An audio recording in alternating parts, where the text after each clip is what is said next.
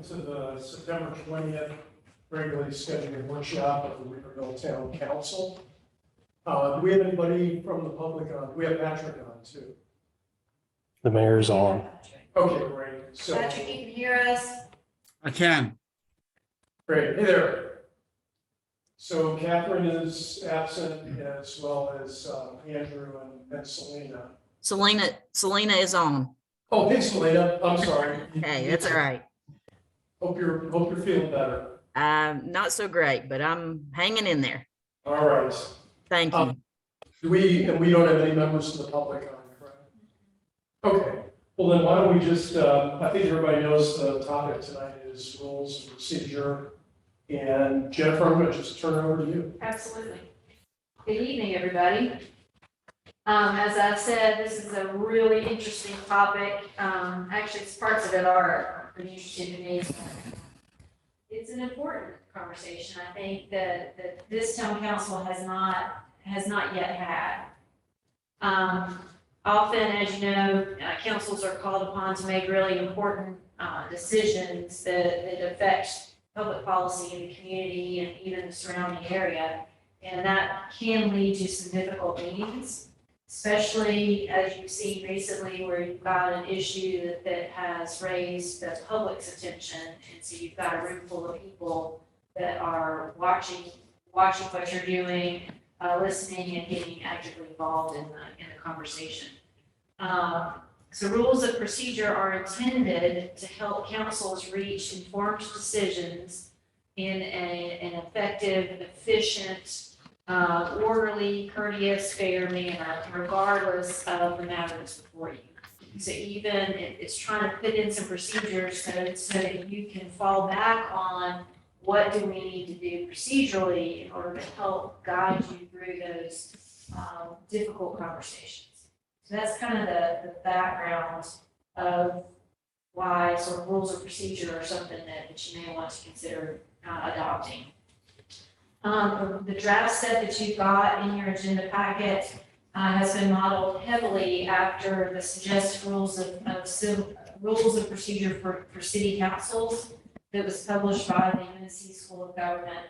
I think all of y'all have found that the School of Government out of the University of North Carolina at Chapel Hill has been a really great resource to local governments and public sector. And they've got a very capable faculty that field a lot of questions and discussions across the state in a multitude of different areas. And so to pull upon their expertise and their sort of coalescing of information around this topic is really helpful. It's also been influenced by what the statutes, what the law tells you you've got to do procedurally.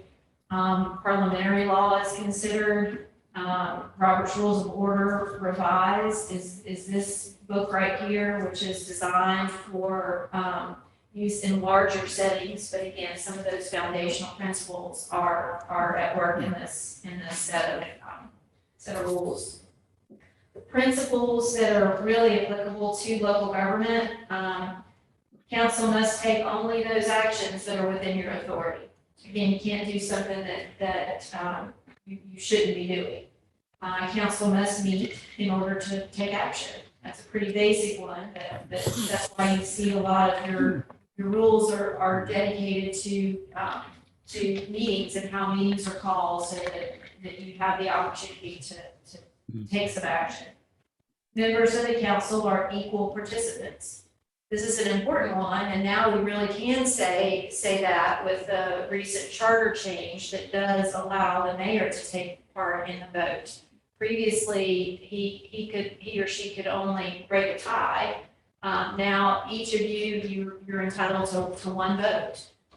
So the vote is there, but it also tries to ensure that there's equal participation in discussions. So that's, sometimes discussions can get bogged down with two people kind of going back and forth, but every single one of you is entitled to an equal say in all of the things that come before you.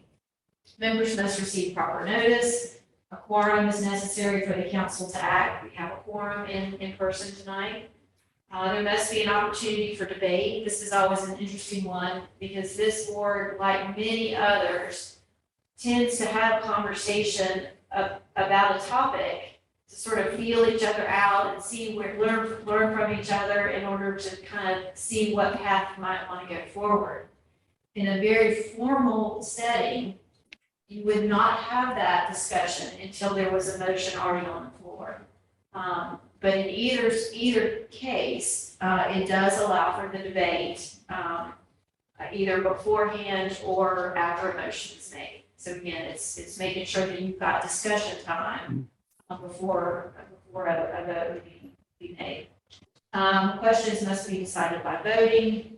Majority vote is required to take action, meaning you can't, a motion does not pass unless you've got more than 50%. So 51% is a passing vote. And then just in general, meetings of council must be, and should be characterized by fairness and good faith. And one of the things that these rules do for you in that regard is that if they're applied consistently, then there's fairness in the process. So that's my overview. Any questions before we kind of dive in?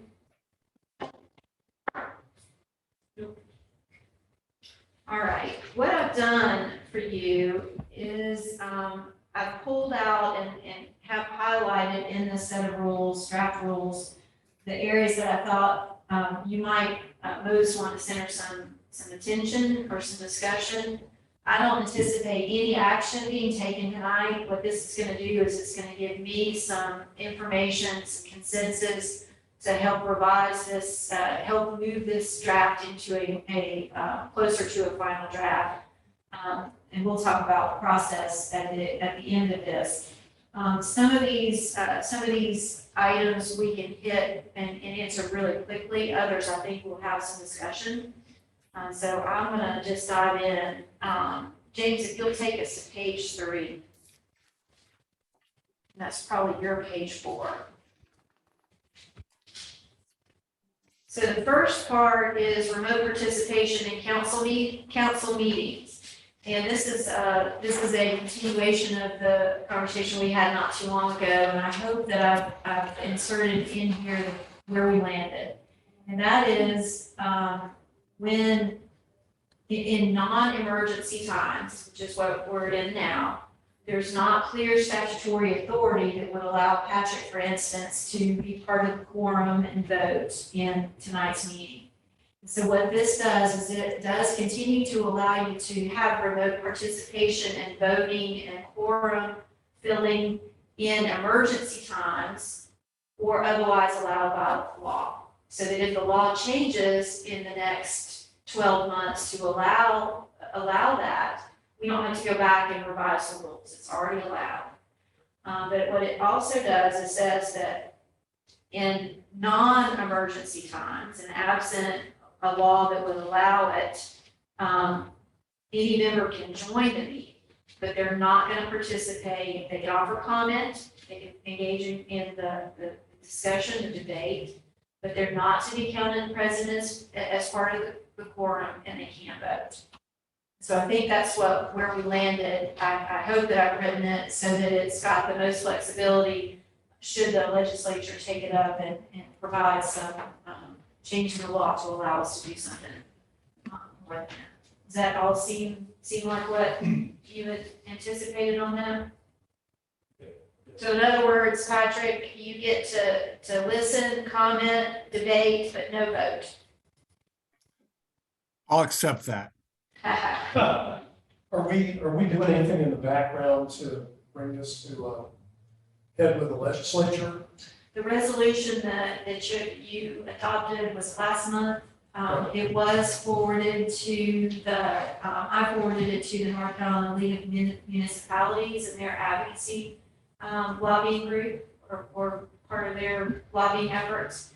And they were going to include that as part of the discussion to see if they wanted to take that up.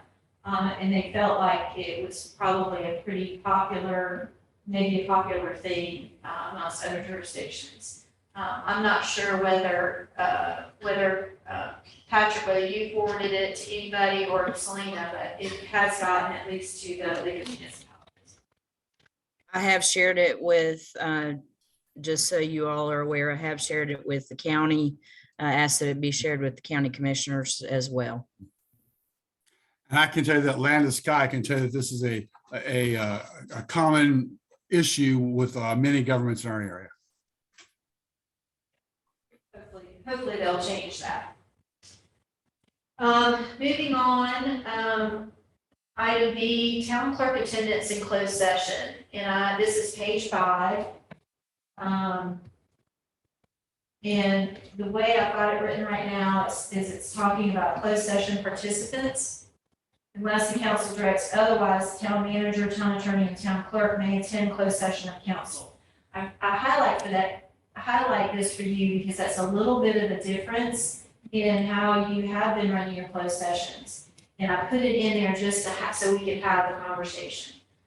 It's equally, the next sentence would get the town clerk. If we delete town clerk from that first sentence, you can always invite the town clerk in.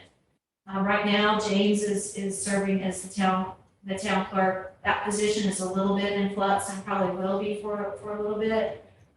So I'm not sure that any of us necessarily believe that our new person should be part of closed session.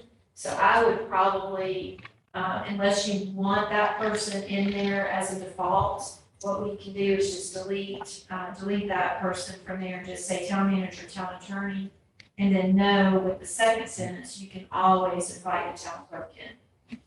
I think that's appropriate procedure because, as I mentioned, you recall, I'd be a little bit uncomfortable with someone just getting out of school, maybe going to be here for a few months. Yeah. Having them in there with James, and years here, it's not that we tend to do. And I don't think that we've ever really tried to exclude James from those. It just was one less thing he had to do. And I think between Selena and I, we're have been able to take care of the closed session minutes, and that's really the primary. That would be the primary role for the town clerk within those meetings, is to take the minutes or general account of that closed session. And we've been able. So is including the clerk, is that like standard? Pretty standard. Okay, but there's no issue. Nope. Okay. That was it. Because I'm in line with you guys. Yes, go ahead. And I would assume that if there were some issue we were going to be debating that we wanted to exclude the town clerk, we have that option at this point. Absolutely. Okay. If you can have anybody, you can invite anybody that you want into closed session. And as a matter of fact, you do from time to time have James come in more on land development issues than anything else. Absolutely. If Selena, for instance, if Selena and I really needed somebody in there to take the minutes in a particular meeting, we might suggest to you that you invite the town clerk in for that purpose. Sure. All right, I think I've got good direction there. Next, we're going to page 6, Rule 8. This is your organizational meeting, and that typically has been your November regular meeting. It's late enough in it's late enough in the month, especially now that it's the fourth Monday, that we're usually far enough out from election day to have certified results and have that meeting there. If you don't have it there, then the statute is going to require that at your first meeting and first regular meeting in December. I'm not proposing a change to that. I just want to point out to you that is what your practice has been, which is perfectly legal, but what another option is. Everybody good with keeping that? All right. The other thing, I'll pause here, I've got highlighted vice mayor versus mayor pro tem. That's just a name. We in town of Weaverville, y'all have been using vice mayor as the term. The statutes refer to it as mayor pro tempore. It's up to you whether you want to stick with vice mayor or change for consistency with the statute. Up to you. I think we're just leaving vice mayor to people. We're used to hearing that if they hear another term, they wonder what is the difference. It does have a ring to it. I say, Mayor Pro Tem. Jeff, what is your preferred title, Jeff? He likes pro. I just want to run that. No, I'm totally good with it the way it is. All right, so we'll leave it vice mayor. Okay, next we are going, So look, children on the side, my granddaughter, when I was vice mayor, she said, does that mean you're in charge of vice? What did you tell her? That's how I always think of you, Doug, as being the guy of vice. The next topic that I've got us going to is on page 9. This is preparation of meeting agendas. And just wanted to go through the process here and make sure that we're doing, we're doing what you want as far as agenda prep. And basically that really falls in the mayor and town manager's duties to prepare that draft agenda and get all the materials in place for you. We have a deadline here of 7 days before the meeting. So typically the agenda deadline was yesterday at 5 o'clock for your upcoming Monday's meeting. That seems to be enough time to get things to us in order for us to get it packaged, in a way. When I say packaged, I don't mean whitewashed or anything. I'm just saying literally combined and in a format to go on the agenda. Does that feel like a good? Anything much later than that, we just literally don't have time to get it put together well. 7 days sounds reasonable, or might even be better, but 7's fine, that's what working for you guys. It has been. And I'll tell you, Selena is usually really good to work with on things that may come in Tuesday or Wednesday that we know we're waiting on and trying to get that to you. Again, the goal here is to get you a package, an agenda that will inform you enough to help you make your decisions. And she's been fairly consistently getting the agenda out on Thursdays. And I feel like that's adequate time for you. I know that we've had it on Fridays before, but that felt like it wasn't enough time. We've also gone earlier than that, and when it's even on Wednesday, what we have found is that you end up with adjustments to your agenda on Monday because something that is timely wasn't ready on Wednesday, but was on to get it out on Thursday. So it's a fine balance between getting it in and getting it out to y'all. I think that's good on Thursday. I don't recall what you were with us in, but we had a situation a few years ago where there was an item which we needed to discuss. The agenda came out at 5 o'clock on Friday afternoon. People were going out for the weekend and everything.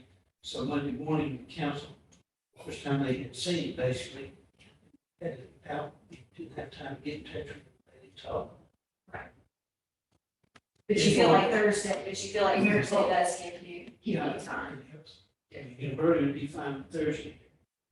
Especially Friday afternoon at 5. Well, if you can count on it, I mean, you guys are consistent, so that's the main thing. So if anybody on council wants to add something, should the process be just get in touch with the mayor and talk it over, first get some buy-in, and then just run it past Selena? Either the mayor or town manager. And again, if that conversation can happen before close of business on Monday before, we've got adequate time to get it on there. Now, of course, if something comes up and you want to adjust your agenda, we'll get into that in a minute. We talk about this as being a draft agenda. It's a draft agenda until you approve it on Monday night. So typically that first order of business, it's still a draft agenda until y'all take action on it to approve it as your agenda for the meeting. So with that said, I mean, it very rarely happens, but sometimes it does happen where you want to add something on Monday, on the day of the meeting, and that's perfectly acceptable to do. But if it's something that you know of in advance, if you can let Selena or the mayor know, then I think that helps us go ahead and avoid that adjustment to the agenda. And we prefer not to do that just out of, public service if nothing else, because we're trying to give the public an idea of what's going to be on the topics discussed. So that answers your question, sort of. No, that's great. All right. Going to page 10, order of business. There are a couple of options here. It wasn't overly clear that those really represented two options. One is just a simple statement saying, in preparing the agenda, the mayor shall determine the order of business subject to council action to adjust the agenda pursuant to the previous rule that we mentioned a minute ago. The other is to go ahead and kind of list out your normal order of things, which is that second option. Items shall be placed on the regular agenda according to the order of business. Usual order of business for each regular meeting shall be as follows. We've got in here, no matter what, without objection, the mayor may call agenda items in any order most convenient for the dispatch of business, obviously subject to town council's disagreement on that. If you want to do something differently, you can overrule the mayor in that regard. It's probably simplest to leave it that first option because it does allow the mayor some pretty good flexibility. Sometimes Selena and Patrick know of, they kind of know who our guest speakers are, so they can kind of consider that in making the agenda, so we're not wasting somebody's valuable time, perhaps. And so that would be an example of something that might be a little bit out of order, out of the order that's set here. Any preference on that?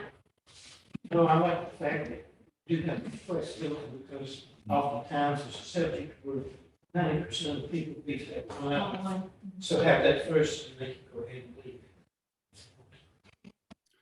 Flexibility for the mayor is always a good thing. So I'm kind of here in that, leave it with that first option, which is completely fine. So we'll note that.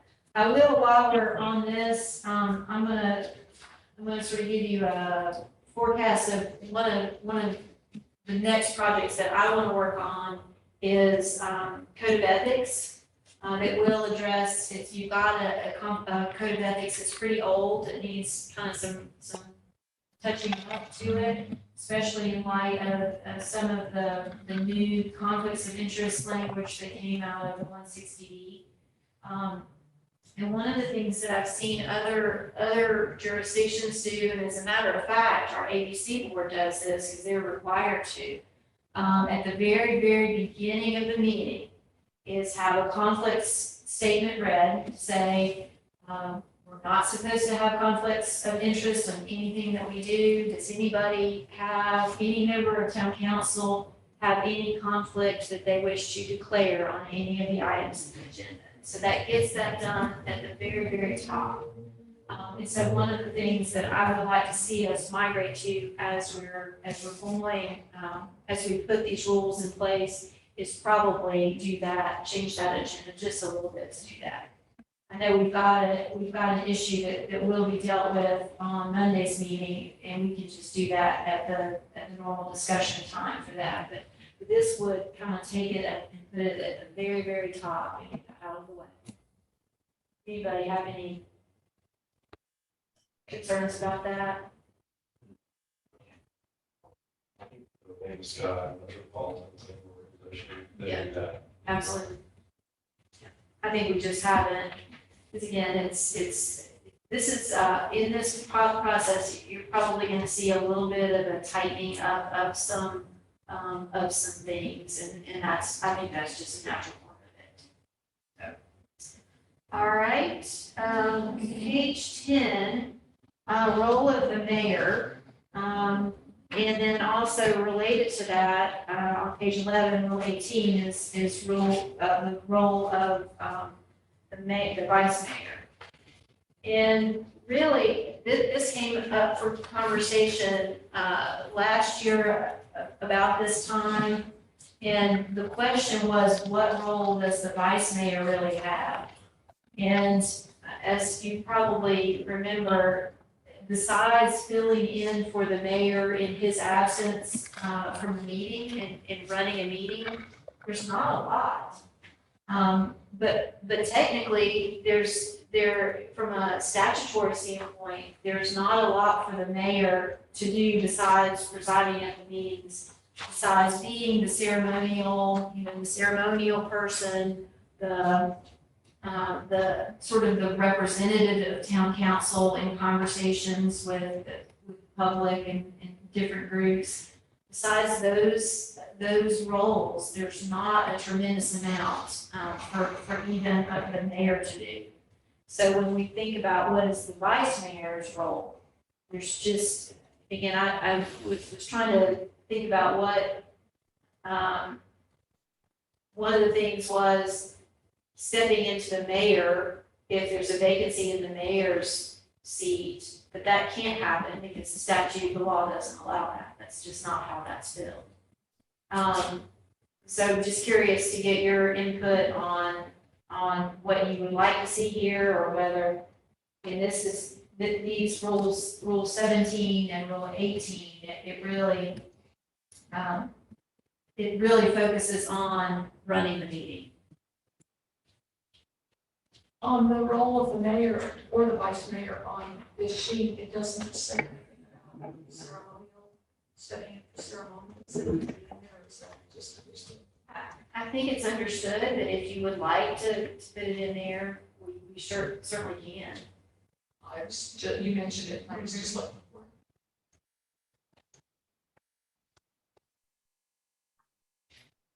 I mean, is there any, would there be, because you've been involved with the town for a long time, would there be any value in broadening either of these responsibilities? We've got staff that do a great job on top of things. We don't want to miss something. There's another way to skin the cat. Right, and I think that the difficulty, I think, sometimes is you've got different personalities that are in, potentially serving as a mayor. Dottie Sherrill as a mayor was very different from Al Root as a mayor, for instance. And so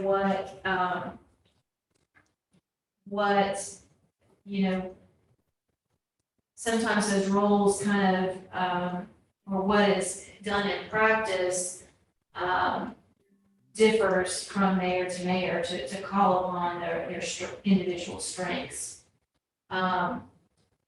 I personally think that kind of not having this presiding officer in here is probably the best idea.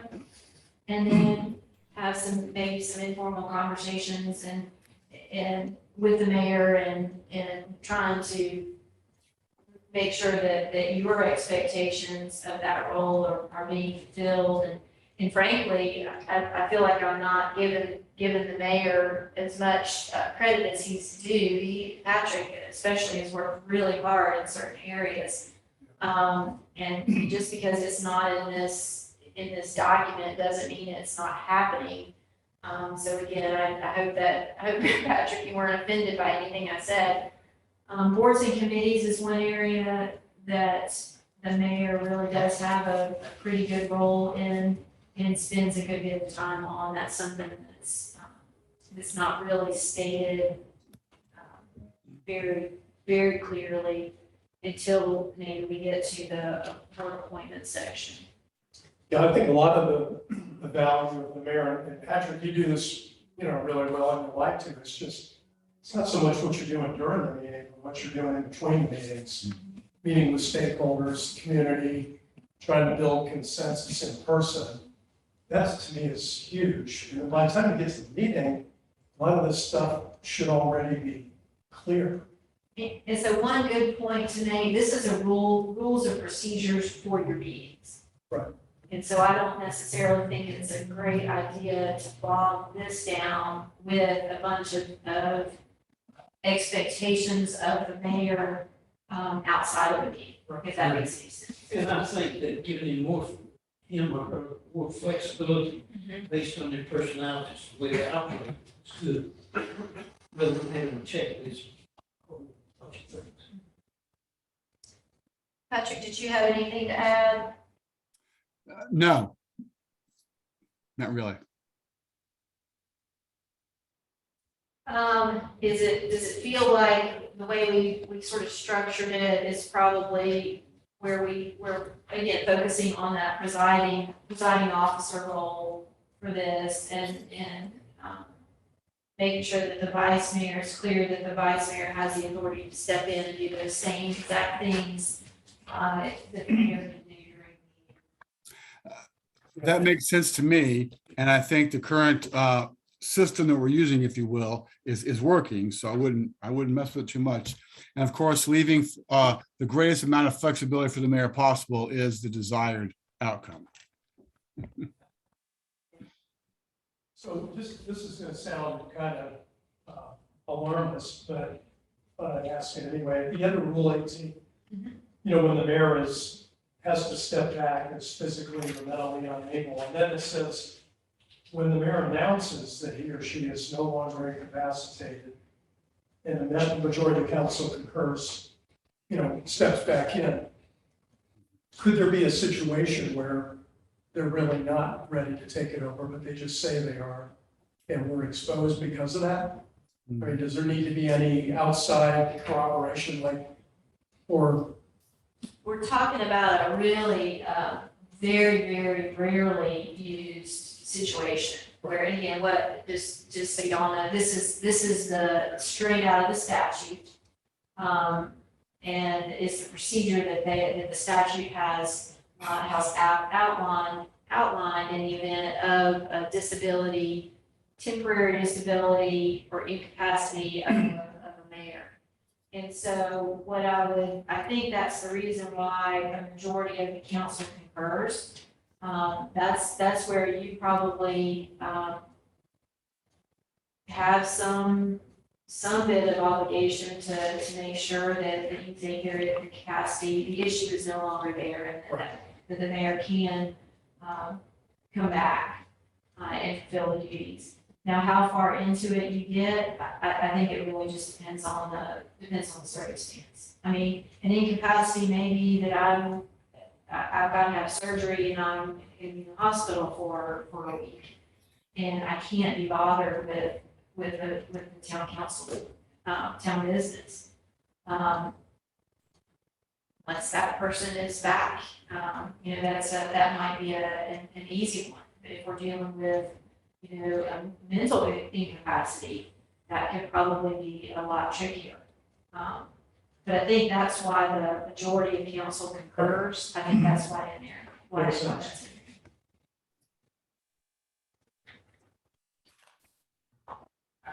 All right, page 12, this is Rule 22. Second, not required. This is what Doug was talking about before the meeting started. And it's always, most bodies operate on a motion, a second, debate, and a vote. That just is kind of parliamentary procedure 101. So everybody assumes that every board, every committee should operate like that. When in fact, that second, and what we're talking about is, does a motion require a second person, second member of the board to say, yeah, I think this is a question we should be talking about. It's a very different situation when there are 7 of you here and one person is a large percentage of your body that says this is important enough that we need to take up a discussion and possible action. That's very different from a body of 200 people, where one person out of 200 thinks that they've got a good idea. So that whole second of emotion is really meant for a much larger body than this one. So it is not required. It's easier if we don't have to look for a second. So I would be in favor, it moves things along quicker if you don't have that. Now, that said, James and I had this conversation with the planning board several years ago when they put their rules of procedure in place. And they absolutely wanted, or at least 1 or 2 of the members absolutely wanted the second because it was parliamentary procedure, and so they kept it. I don't think it's necessary, but it is something that I wanted to get your opinion on. It can be written one way or the other. It will take, if we take out the second, there's gonna be some not awkward moments, but some moments when people are offering a second, when it's not necessary, but at least it's not something we have to have, if you decide to not require. Is there a reason to have it in? Like a check and balance, does it have any value?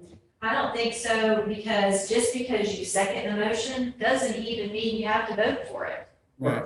I mean, it's just literally having somebody else say, yes, we're gonna put this on our table and we're gonna talk about this. When I think one person could put it on the table and you can talk about it just as well. So Jennifer, what if it was, that I could decide to request a second or not based on if I perceived there was maybe conflicting opinions or whatever. But if it was something that I thought was pretty much a consensus, we didn't have to go through that. We didn't have to go through that extra step.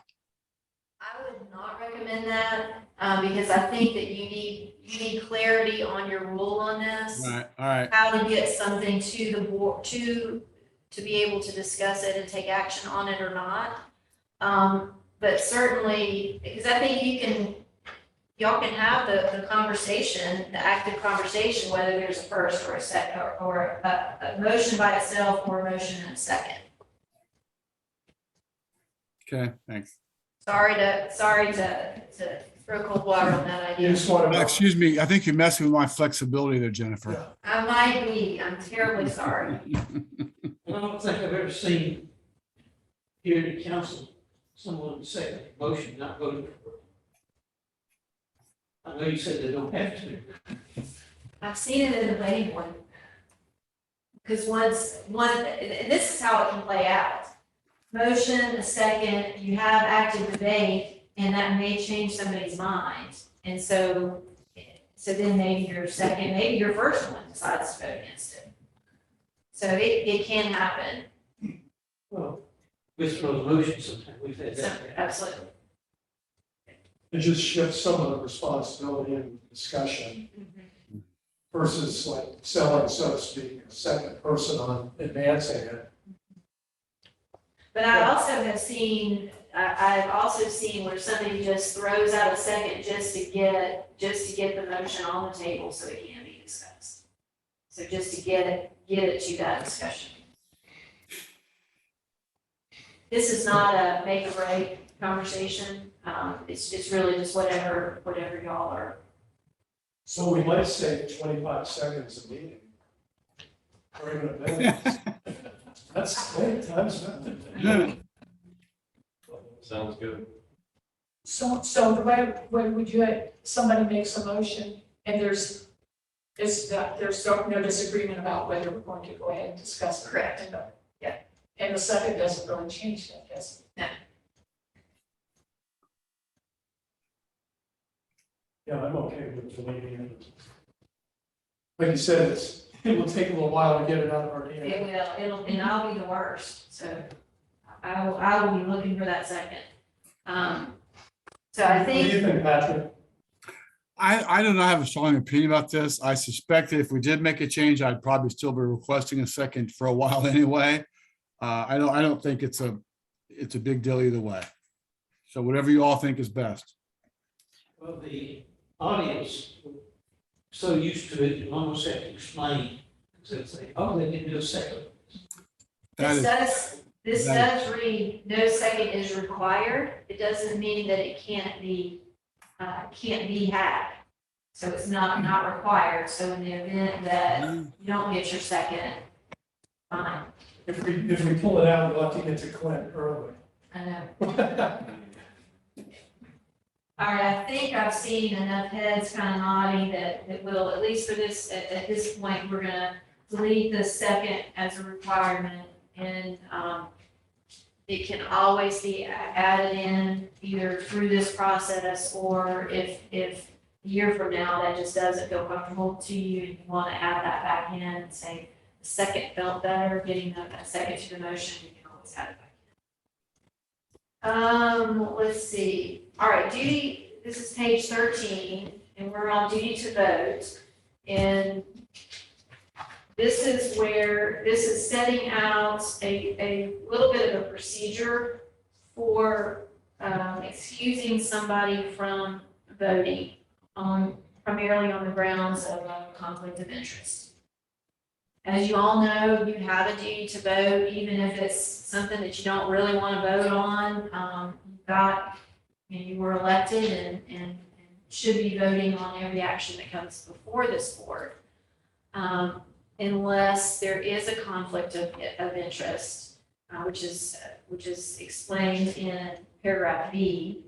And then the procedure for excusal,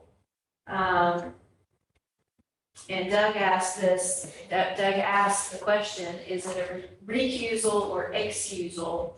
good And so question. if I recuse myself, I'm saying I don't think I should be voting in this.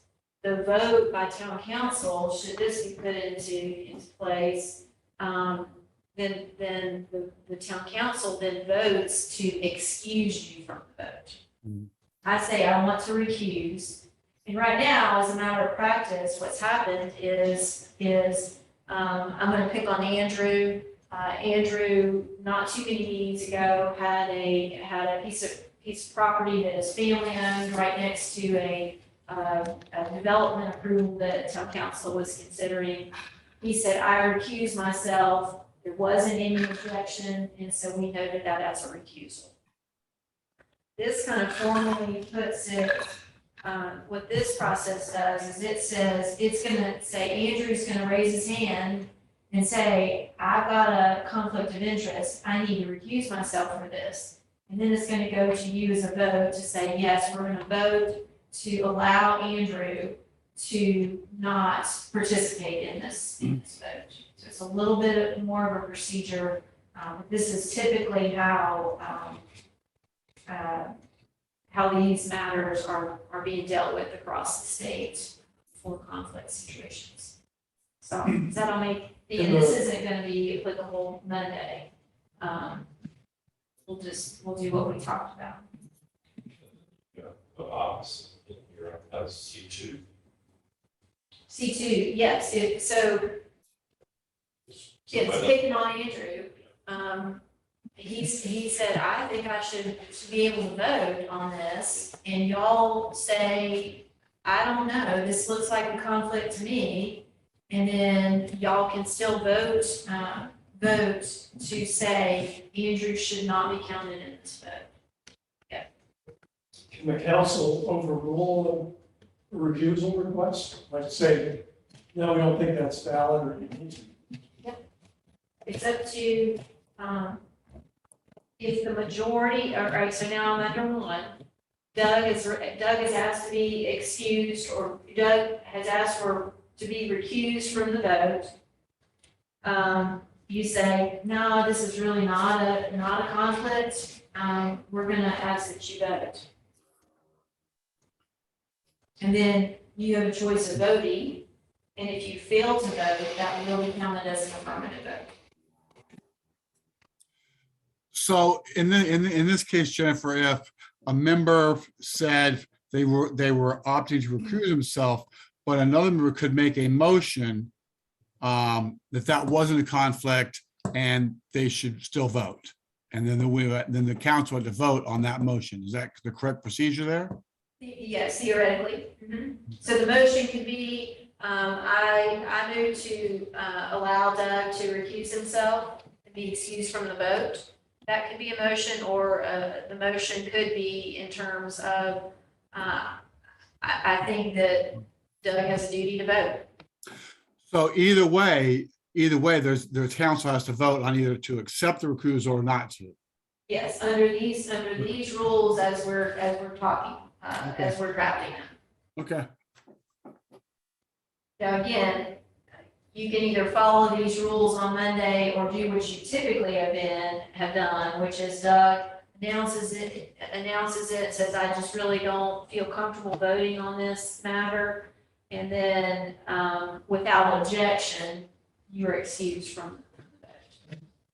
That's the way it's been done in the recent past anyway. Okay. Make sense? Yep.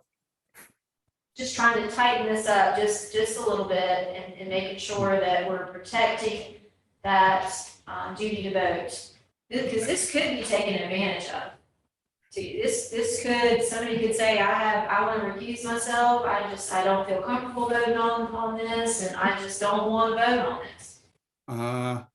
But you have to have a reason. You should have a reason, but until we get this in place, there's not a mechanism to force you to vote. So if you have a lot of really sensitive subjects and somebody gets tentative, they could just accuse themselves. Right. Yeah, that'd be good. Right. And that would therefore mean that their non-vote wouldn't be counted as a yes. Yes, that's correct. All right. Good on that? All right, adoption, I'm now going to really page 15. I wanted to talk to you just a little bit about adoption and amendments to ordinances.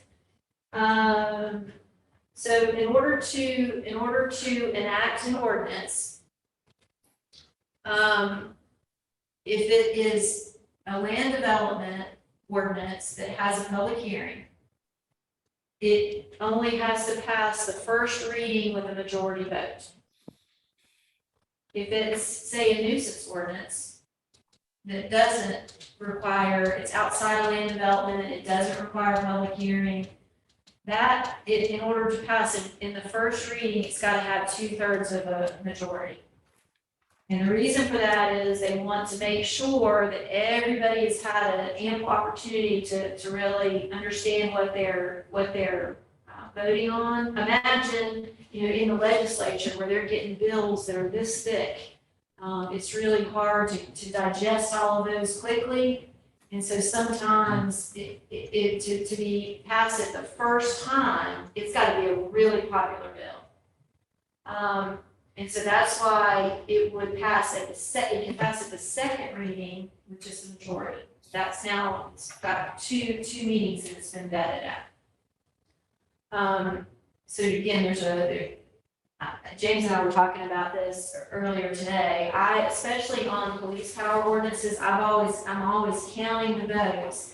And if it's close, I will usually know whether I'm gonna be prepared to tell you, and should be prepared to tell you, that did not pass the first reading by enough for it to be effective. It's gotta come back to you at your next meeting, and if it's just a majority. Again, a simple majority can pass an ordinance, but it's gonna take 2 meetings. Unless it was a land development approval that had a public hearing. Make sense? Now, what I've got highlighted here on page 15, amendments to ordinances, This says any amendment to a proposed ordinance shall be reduced to writing before the vote on the amendment. I'll tell you, sometimes y'all are amending things while you're in this room. They're usually very slight amendments. And usually I think you felt comfortable with that. If it's a large amendment, we're usually bringing that back to you anyway. But I wanted to bring this to your attention and see whether you wanted to keep this in here or not. Because I do think that, and again, I'm trying to think of an example. Let's use the noise ordinance, and this is not a real example, but the noise ordinance right now that says 10 p.m., no amplified sound after 10 p.m. Say you're in this body and you're saying, that's too late, we want it to be 9 p.m. That's the only change in the ordinance. This technically would require it to come back to you at the next meeting because it hadn't been reduced to writing yet. And so that's a very simplistic example of how I think that could build in some inefficiency in your adoption process, but it may be beneficial for clarity. And so I don't know where We Go would, ahead. would it be possible if it's something like that to just have you draft and send an email out to everybody in the moment where we've literally got a record that this is what we're passing? Sure, and I can usually do that, because I usually have those up and can make those tiny little changes. I can usually do that. And maybe it's okay if I can do it on the screen and pop it up and say, here it is in writing on the screen. But that's, I think those are good ideas. I'm not opposed to leaving this because if we have a really complex issue, we might want to go and read it again ourselves, digest it before and after the vote. absolutely, and you can always do that. Absolutely always do that. One of the simple matters, many times we've made an adjustment to it, everybody's been agreement, we had a vote, rather than drag it on to the next meeting, so. Right. I mean, if it's a complicated one, we have to have a discussion, we usually say, let's bring that up at the next meeting. You've got, I say, 3/4, 80% or make a minor adjustment, y'all allow it. Go ahead, so you have to continue down the road. But are you saying the minor adjustments should be put in writing, really, technically? So what I think I'm hearing on this, let's leave it in, and that's gonna put it on me and you, to decide, can I like make the change from 10 p.m. to 9 p.m. and show you on the screen so that you know exactly what the change was? And that y'all are comfortable enough that was reduced to writing in that moment. And if we're all comfortable with that, then it can go ahead and pass. And if any of us are uncomfortable, then we can always bump that to the next meeting. I think that sounds good. All right. Public comment and public hearings. This begins on page 16 with your public hearing section. And page 17, rule 38 for your public comment period. What I've done is, you previously had some rules that were put in place in 2005 that were kind of the basis for this. I'm sorry, let me tell you, it's gonna send us, these are gonna sort of talk about the technical parts of this, and then for the sort of the in the moment rules, it's gonna send us to the appendix B. And the appendix B is a lot of what the mayor reviews at the beginning of the meeting to talk about what's allowed, what's not allowed. And so I wanted to make sure that there weren't questions about this. I've got highlighted on page 17, the frequency of public comments. What's highlighted there says, during any meeting, the council in its discretion may allow public comment on certain agenda items during the course of the meeting. The rules of public comment apply, which means that you can decide that discussion item C, we're getting a lot of comments, we think we're gonna get a lot of comments on that, so we might allow specific public comment on that particular issue.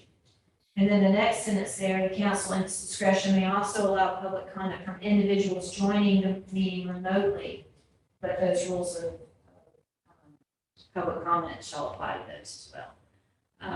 Because as we've kind of migrated a little bit away from Zoom as a meeting, as a way to participate in the meeting, that has kind of put your public comment back in the room in email, and mail, but not necessarily on Zoom. But this gives you the flexibility to say, we've got one person that's really raising a hand that would like to participate. Excuse me. I'll tell you, the public comment on Zoom is difficult in the meeting to manage. And I think, Patrick, you and I had some conversations early on as we've migrated a little bit away from Zoom, and thought that the options of there were enough options to present a public comment, a general public comment outside of a Zoom participation. But that's the conversation. I generally agree with that, Jennifer. However, I think that having the ability for the public to participate in these discussions via Zoom is something that's become expected over the last couple of years. And I don't think we can go back from that. I think we need to accept that Zoom is here to stay, both in terms of public comment and in terms of hopefully soon, because of a ruling from the legislature, for elected officials to participate remotely. Yeah, I agree. I think we need to give equal consideration. I'm curious how everybody feels and you about our process of calling out or filtering by people that are town resident versus not. Like, does it matter? How are we doing it now? Is it appropriate? I've taken that out, and the reason is those people that come up to this podium, they'll check they're a resident, and they're not. Because they've got a Weaverville address. And so unless you wanna, and again, are you in that moment gonna say, you have to step aside and let somebody else speak? It's just very awkward to do that in a meeting where you're listening to input. It's also very difficult during that meeting. We could do it. James could sort of fact check them and tell you whether they're in or out. Again, is that the kind of meeting that you really want to have? No, I don't think in the meeting, but at some point, as an example, if we're talking about something where we've got 30 comments against, and we're going to take action to follow the meeting, I'd love to know of those 30 comments, how many, and it's a taxpayer-driven issue, how many of them actually are taxpayers versus not. It's not the only consideration, but it is important. Absolutely. Right. And also, just to say it, we usually have a time limit, so if you had the first so many participants that were against or one particular way, and majority of it wasn't from the town residents, maybe signed up, they never get a chance to speak. You can't even open it, it would go on for an hour. Right. Something that we talked about, and I see Patrick was getting ready to say something, I'm just going to reiterate what you basically said, is that I do call on those people who indicate they're town residents first over non-residents. However, I don't know all the addresses, and I suspect many people who are saying they are town residents, in fact, aren't, not because they're trying to deceive us, but because they don't know. That's right. One thing that we have talked about, and have used prepared to use a couple of times is it's fair to have, say, of 20 minutes, of your 20 minutes. Right. If you've gotten 10 minutes worth of negative comments, it's fair to stop at that point and say, is there anybody in the audience that wishes to give a public comment to express a different opinion? And so that you're giving an opportunity to have both sides of the issue raised. And maybe we need to do a better job of trying to anticipate that. It's easier to do like in a public hearing setting, like the public input session that you had last meeting on affordable housing. That was an informal one. But I think the mayor was prepared. It went quicker than I think we were expecting it to. But I think he was prepared to get halfway through and say, is there anybody that has a different opinion, that hasn't been able to speak, in order to get that. We do, just so you know, staff usually will, it may be after the fact, but we do usually make a note as to who was in and who was out, like officially. I know with some of the water, there was a room full of people at a meeting, and 92% of the comments ended up being outside of the jurisdiction, and only 8% were in. And so we do try to get that information to you. But if you're in a meeting where this is happening and then getting ready to take action on it, you can ask us to try to get that information to you before you vote, if that's important to you.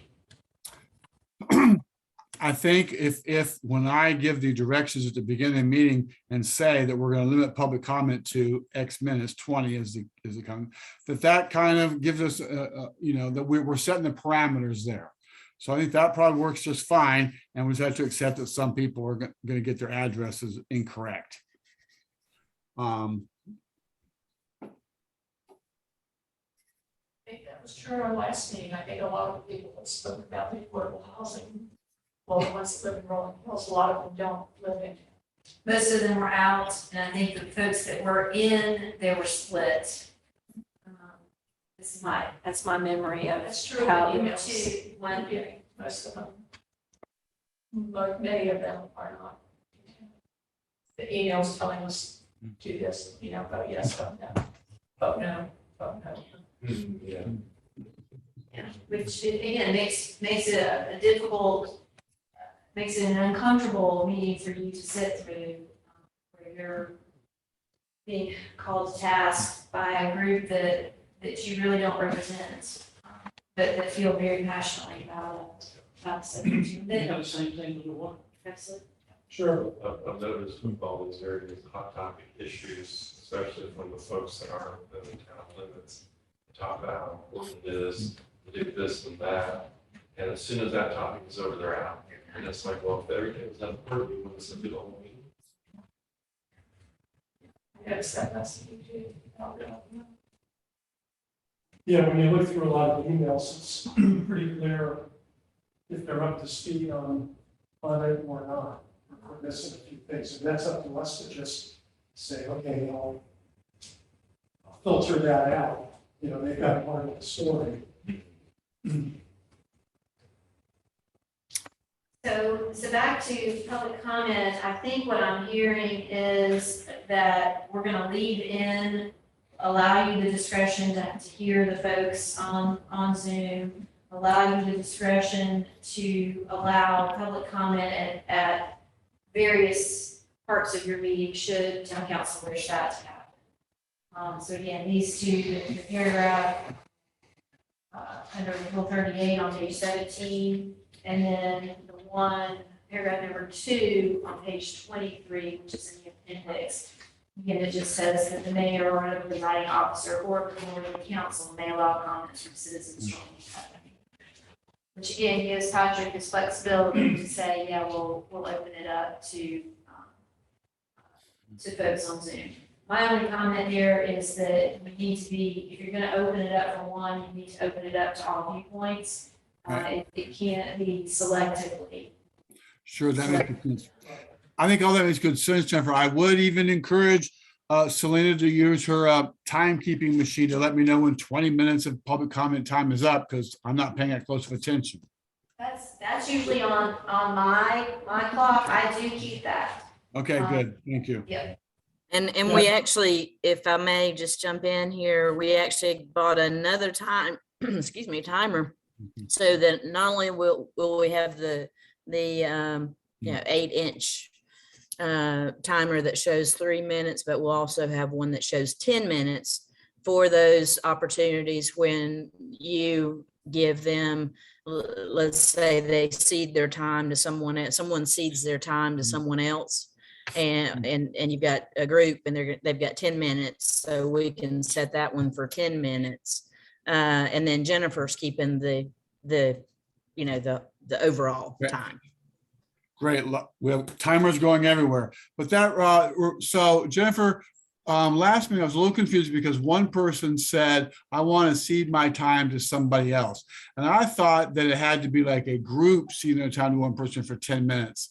So if someone says, I'm giving up my time to Joe, does that mean they get 3 more minutes? Yeah. Or does that mean you have to have at least X number of people saying, I'm ceding my time to Joe?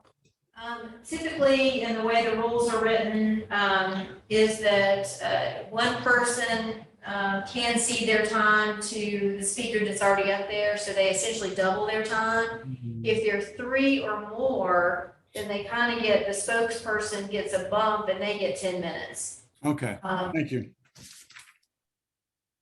Yeah, and if it's, for what it's worth, I called Jennifer recently just because I was sort of turning over how much public comment matters to me on a particular thing, or how big a priority in the overall scheme. And she was really helpful in saying, here's your guys' role, and looking forward and the responsibility versus how responsible you are to the weight of public comment. So I don't know about you, but I struggle with that sometimes, because it's not a simple democracy, of course. Right. Right. You all struggle with that, and I think these are the same comments that I made to you, maybe slightly differently. Every decision that you make should be in the best interest of the town. That always should be your sort of your guide. Now, what that means to one or the other of you, maybe you may come at it and think what the best interest might be different. But you're elected to make those calls. You don't have to go out and gather your votes and get your consensus within your folks that voted for you in order to be able to decide this. This is not, you don't have to act by consensus of your voters. You are elected and should have the responsibility of making your own decision as to what is in the best interest of the town. Is that what you have? Yeah, no, for me, I just need to remind me of that. So, I think one of my struggles is like the development there near the concrete plant was, it met all the zoning requirements, but the public didn't like it. Yeah. So which way do we vote? It seems like if it's within the zoning, we're somewhat obligated to allow it. Absolutely. Patrick and I are having a hard time hearing from that side of the room. Both Michelle and John. I don't know if it's because the speaker's further away, but I'm sorry, John, I missed what you just said. I'll try to talk into the speaker. This is not on. Okay. I'll speak up. I think, for example, the last, like R12, which we got reduced to R8, if I remember correctly, there behind CVS and the concrete plant. It met all the zoning requirements, but the public was really outspoken against it. And so it's like, well, now I'm torn, which way do I vote? I have an obligation to the public, but we also have an obligation to what's on the books, and it meets the requirements, so I felt obligated to vote yes. And it's hard to know, I think, if it meets all the requirements, is it really what's best for the town or not? That's the hard part. Right. But also, remember, most of the ones that were outspoken against it did not live in Weaverville. I think you have to take that into consideration too. And in that case, you had a developer that kind of jumped in and tried to do some things and make some concessions to find a middle ground, you know, which is important. And that makes it a lot easier when they're willing to do that. Yeah. Okay, thanks. Last thing that I have on this list, and again, I realize we're a little bit over, but I think we're close enough to the end that we can at least start this conversation. And this has to do, I am on actually page 18. This is on procedures for appointment of vacant town council seats. This has come up in, let's see, 2 out of the 4 of you, 5 out of the, I'm sorry, 3 out of the 5 of you have been, at least your first term was through an appointment, through a vacancy. Wasn't that you for you, true for you? Yeah, no, John and Patrick got elevated to mayor. So, there was a lot of controversy over, and there typically is a lot of controversy. I'll say that even going back years and years, it happens, and there's always this angst about how can town council have the, have this power to appoint somebody, and it's just what's in the statute. So you do have the appointment power. The question is, what procedure, if any, do you want to put in place in order to kind of guide your own process in filling the seat? And so what at the mayor's suggestion, one thing that you're going to see in here is an application submittal. Again, this is a possible procedure for you to use. And that is anybody wishing to be considered for appointment to the council shall submit an application using the form provided for that purpose and any supplemental or supporting materials requested or deemed advisable. And so then what you could do is the mayor could make a recommendation. You could appoint a nominating committee to make a recommendation. And then it comes to council, and you're gonna vote on folks that have actually taken the effort to apply for that position. So that's a possible procedure. I know one of the things that is awkward. Town council cannot conduct private interviews. This is not something that you can do in closed session, not the vetting, not the discussion, not the vote. None of that can happen in closed session. So if you wanted to do an interview process, it's an open session available to anybody that's here to listen to it. Patrick is, So what if we, Jennifer, instead of having interviews in open session, which I think would be awkward for everyone, what if we selected a nominating committee of 3 or less of us who would interview these people in a non-public way and then come back with a recommendation? What they really recently had this, they had 2 openings after the last November election.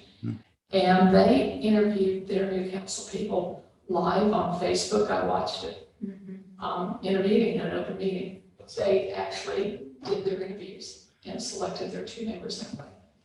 I think you make a good point, Michelle, because not only did we experience some controversy in this last election of this process, so did Woodfin, so did Fletcher, so did Brevard. So this is a common problem, and I think if we define a process, we will avoid the controversy in the future.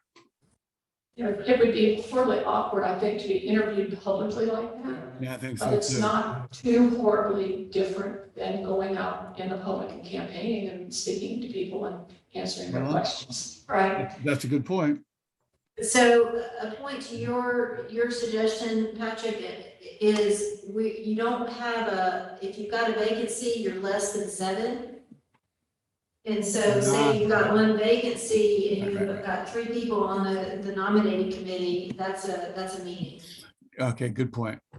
Well, Well, I think Michelle makes a good point too. You're right. If you want to be on council, you should be willing to accept being interviewed publicly, because the rest of us had to run for damn elections. the way that I think it's happened recently, or as long as I can remember, is Patrick can make a call to individually each one of the council members separately, so it's not in violation. When you've got a nominee to come up, he says, this is what so-and-so, let me tell you what I found out, and this, that, because I think it'd be terrible to have a nominee and us vote and reject someone in public. I think that'd be really embarrassing. So he knows that he has pretty good consensus about seeing how we feel. Right, if you look on page 18 up at the top, paragraph B, it does have in here, after your applications are submitted, the mayor may make recommendations as to individuals that council might wish to consider to fill. If a nominating committee has been appointed, it shall be called upon to make its report and recommendations. So this does leave open the possibility of a nominating committee of 2. Or the mayor to do some of that vetting for you and make a recommendation. But then ultimately, it's gonna come back and it's really gonna just be a motion to appoint a certain individual, and then a vote on that. And that's ultimately what you've got to get to. I think that gives us the greatest degree of flexibility. So I like it. All right, so we keep that in. Is there any, you can submit,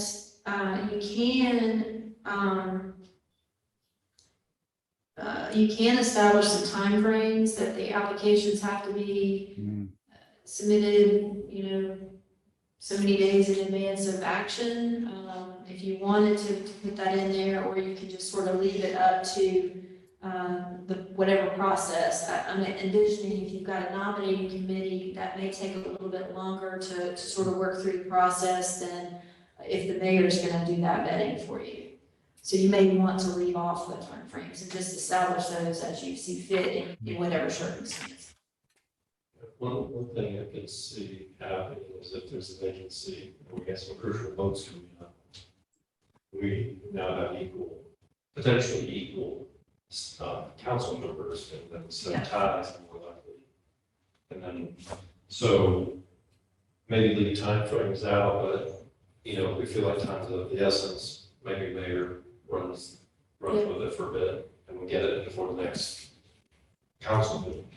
Absolutely. I would envision that would probably be how that would work out. So, John, to answer your question, you've got 6, you've got a 3-3, motion does not pass. So that's you gotta have 4 out of the 6 in order for a motion to pass in that situation. All right, I think I've got some good direction there. One of I put in your packet, Fletcher's application for appointment to town council. It asks pretty basic stuff. But if you all wanted to look at that, and if you have any comments that something's really missing that you want to see on there, we can certainly. Ultimately, once the rules get put in place, we need to have an application process. So I wanted you to see what one could look like. In the event that you wanted some input on I think something like this, 2 pages, looks really concise to me, and it does ask criminality questions. Yeah. That's good. that. All right. So what did we decide the process is? Somebody would fill out an application and I've lost it after that. So applications would be, my guess is that you would announce that, somebody would announce that applications are being received for the appointment to a vacancy on town council. Application can be found on the website, blah, blah, blah. Probably within that announcement, you would say, we probably will need to say applications must be submitted by a certain date in order for them to be considered, perhaps. And then, so you've got your pile of applications. My guess is that the mayor will look through those and be prepared, talk to the applicants, and be prepared to give you a recommendation at whatever meeting this would be on. And so that recommendation, unless the mayor says, hey, this is a lot of people, I think that we really ought to submit or form a nominating committee to do that. So you could, at that meeting where you're announcing the vacancy and that you're taking applications, you could at that point decide whether you wanted a nominating committee or not. And then either the mayor or the nominating committee is going to do the vetting of those So by vetting, you mean the interviews, yeah, looking at materials and talking to folks. So the mayor will do the interview and then make recommendations to us, rather than what we were talking about a minute ago about a public interview. That's so good point. Did we go back to that? I'm sorry. I don't know. I lost it after that. I Me thought we were too. talking about public interviews. Do y'all want public interviews? Which is totally fine. I don't, I mean, I agree. yeah, I mean, I like the flexibility that we talked about earlier. Because, you know, the reality is, if we are in that situation, which we will be again, there has to be some dialogue that occurs just to get people in a comfortable position they want to move forward. And if all that occurs in a public forum, and then if the public perceives that, oh, this is an opportunity for me to weigh in, like, oh, I like that woman, or I like that guy, you know, it could be just a really awkward dynamic. I think in the application process, the review, there's a nomination or several. And we. I thought it came across as kind of awkward when, you know, when you were appointed and Heather was appointed mayor and all of that happened, and I wasn't on council, so I don't know exactly what all happened, but there was a lot of stuff out there about what the hell just happened. How did this happen? We, you know, all of a sudden move, these decisions are made and nobody was aware of anything going on. Which is why we're trying to codify it. Yeah, this would, I certainly envision, that you're gonna announce a vacancy and that you're taking applications and that you wouldn't take any action before the next meeting, the next regular meeting, in order to give time for applications to come in and, the mayor or a committee to interview them. We could add in here that candidates may be subject to an interview in open session in the discretion of town council. So that if a majority of you would like that, you can have that. It's good to have that flexibility, Mhm. especially if something is coming across as contentious, and it's just another way of being. That is similar, if I may, Mr. Vice Mayor, if I may, that is something similar to what Town of Black Mountain did year and a half ago or so. They had a special situation where they were in this kind of situation, but they had it written in their rules in such a way that they were able to open up a very simple process in a public meeting, but it didn't go the extent of a full-on public interview. It asked some very basic, simple questions, and the candidate was able to express his or her views in very, very basic. I mean, it took like a 10-minute process for them. Yeah, I think to Michelle's point, in the past, there hasn't been a process, you know, somebody popped out the other end, oh, what happened? Whereas at least now we would have, here's what happens, there's applications. And I think most public would go, oh, okay, I know what's going on now. Where we haven't had that, it's been a little bit of a black box. Like the application process. It just, you know, what I was hearing up there is, oh, well, you know, a lot of this appointment and stuff just kind of happened without anybody knowing who was being considered and stuff. So this would, the application process would change that. Let me do this, let me work on this section, based on our input, and what I'm thinking is add a couple of other steps in here that announce a vacancy, at one meeting, call for your applications, possibly appoint a nominating committee, have the applications come in and allow you to, allow you to interview in public should you wish to. And I'll work with, Selena to make sure that she's involved to get that process in good shape. So this section needs a little bit of work. That's really, I've got procedures for appointment of boards and committees. Let me get back here.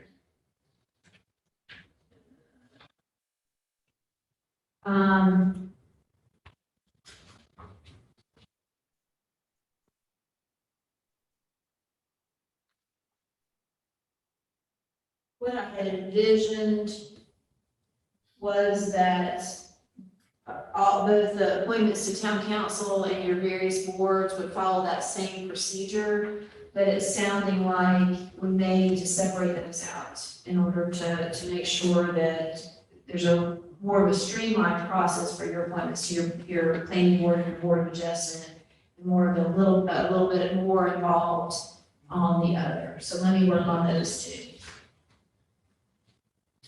I just want to say thank you for your time. I know this is not a really exciting stuff, but I'll tell you, we made it an hour and 26 minutes, and I thought that there was good discussion, and I really appreciate that. Really, little bit of levity in this. Yes, please. Regarding applications. Believe it or not, several years ago, we actually had someone to apply for board seat on the ADC board. And the reason for the qualifications is, I like to drink alcohol, so I said, I'm serious. So that qualifies. They're familiar with this. That's fine. You can get on credit things. Yes. Product knowledgeable.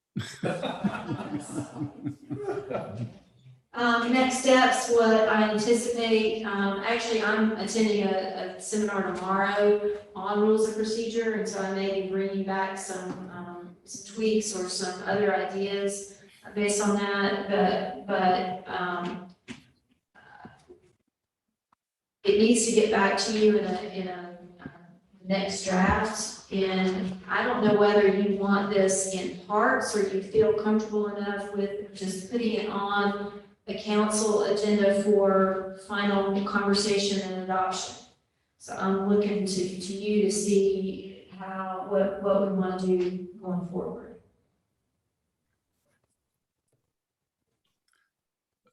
So are there many other sections to the rules and procedure you think that we need to discuss before we just approve the new set? I pulled out all of the discussion areas that I thought would have town council interest, or that I felt like I needed an option on, or I needed some direction on. All of those we've done tonight.